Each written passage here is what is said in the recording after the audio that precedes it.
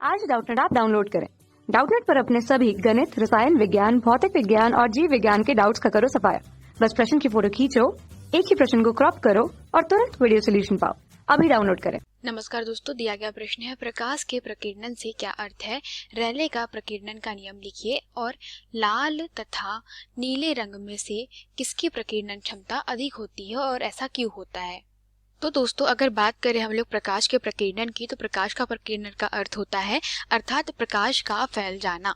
मतलब क्या होता है कि जब प्रकाश किरण क्या होती है, प्रकाश किरण गति करती है और अपने मार्ग में आने वाले बहुत छोटे छोटे अणुओं से होकर के गुजरती है। अर्थात मान लीजिए यह हमारी प्रकाश किरण है, यह मार्ग में आने वाले बहुत सारे छोटे छोटे अणुओं से होकर के गुजर रही। जो हमारे जो कण है मार्ग में आने वाले, वो इतने सूक्ष्म है कि वह किसकी तरंगदैर्घ्य की कोटि के है, वह प्रकाश की तरंगदैर्घ्य की कोटि के है।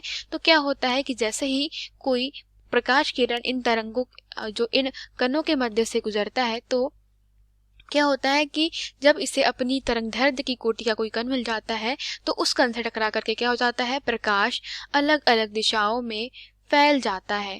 ठीक है, और इस घटना को क्या कहते हैं, प्रकाश का प्रकीर्णन कहते हैं।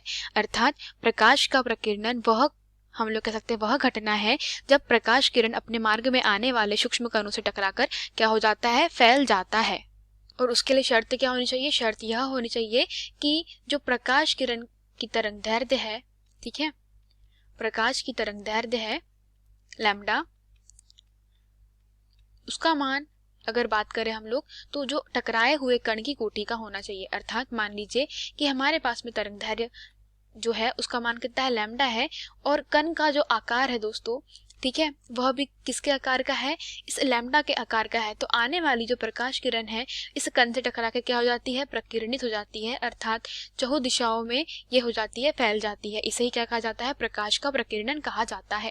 ठीक है दोस्तों, अब हमसे कहा गया है कि रेले का जो प्रकीर्णन नियम है उसे लिखिए। तो दोस्तों, अगर हम बात करते हैं रेले के प्रकीर्णन के नियम की, ठीक है, तो जो रेले का प्रकीर्णन नियम था, तो दोस्तों रेले के जो प्रकाश के प्रकीर्णन का नियम था, वह नियम क्या कहता है, वह यह कहता है कि अगर मान लीजिए आपतित प्रकाश की जो तीव्रता है वो क्या है, आई से प्रदर्शित किया जाए, तो क्या होगा दोस्तों कि अपने मार्ग में आने वाले, ठीक है, अपने मार्ग में आने वाले जो गैस के कण, ठीक है, गैस के अणु, सूक्ष्म कण या जो भी कण है दोस्तों, उससे टकराने वाली जो हमारी प्रकाश किरण रहेगी, ठीक है, अगर उसकी तरंगदैर्घ्य क्या है, लैम्डा है, ठीक है, तो इसके कारण जो हम लोग कह सकते हैं आपतित प्रकाश की जो तीव्रता आई है वह क्या होती है, वह लैम्डा अर्थात तरंगदैर्घ्य के चतुर्थ घात की व्युत्क्रमानुपाती होती है। इसे ही क्या कहा जाता है, लैम्डा, इसे ही हम लोग कहते हैं रेले का प्रकीर्णन का नियम।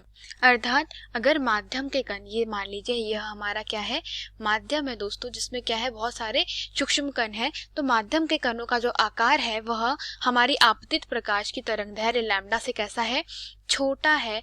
तो क्या हो जाएगा दोस्तों, वहां पर हम लोग कह सकते हैं कि जो आपतित प्रकाश की तीव्रता है वो किसके अनुक्रमानुपाती हो जाएगी, उस तरंगदैर्घ्य, आपतित प्रकाश की तरंगदैर्घ्य की चतुर्थ घात के कैसे हो जाती है, वह व्युत्क्रमानुपाती हो जाती है। तो यही हमारे रेले का प्रकीर्णन का नियम था दोस्तों। इनके अनुसार इन्होंने यह बताया कि जिस प्रकाश की तरंगदैर्घ्य अधिक होगी उसका प्रकीर्णन सबसे कम होगा और जिसकी तरंगदैर्घ्य कम होगी उसका प्रकीर्णन सबसे ज्यादा होगा। अर्थात जैसे कि हम लोग जानते हैं दोस्तों, जो श्वेत प्रकाश होता है वो कितने रंगों से मिलकर बना होता है, मुख्यतः यह 7 रंगों से मिलकर बना होता है।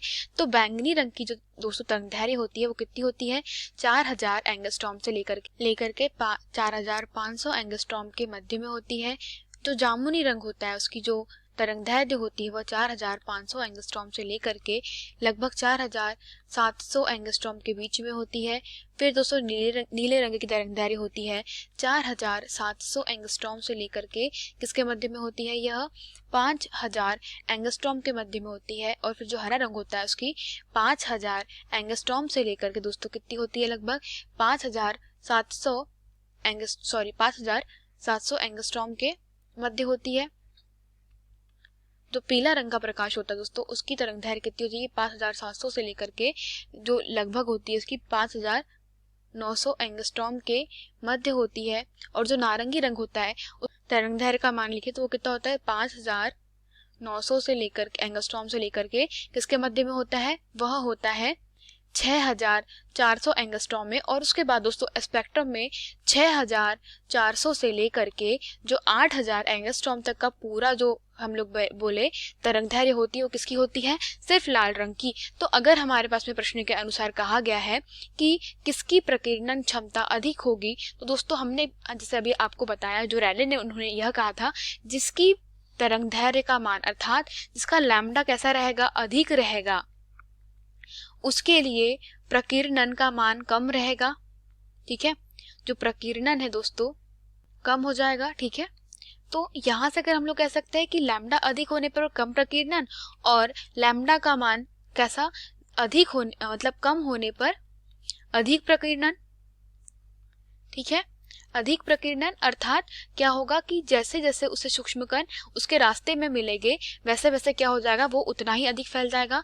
तो हमारे पास में प्रश्न के अनुसार कहा गया है दोस्तों, जो प्रश्न में कहा गया है हमारे पास में कि नीले और लाल रंग में से किसका जो प्रकीर्णन होगा अधिक होगा। तो अगर बात करें तो दोस्तों यह कोई हमारा मान लेते हैं यह माध्यम में उपस्थित सूक्ष्म कण है। ठीक है, जिनकी तरंगदैर्घ्य जो जिनका आकार है वह प्रकाश की तरंगदैर्घ्य की कोटि का है, या उसे हम लोग कहें छोटा है।